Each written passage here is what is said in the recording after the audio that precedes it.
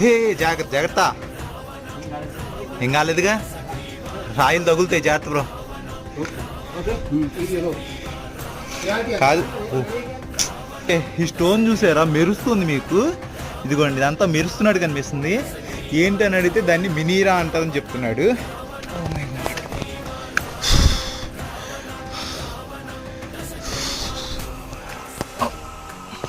చాలా చాలా భయంకరమైన అబ్బాయి, ఇది చాలా భయం వేస్తుంది కూడా. లోపల పాములు ఉంటాయి, అలాగే మీకు గబ్బులు అవన్నీ ఉంటాయి, అంటే చాలా జాగ్రత్తగా రమ్మన్నారు.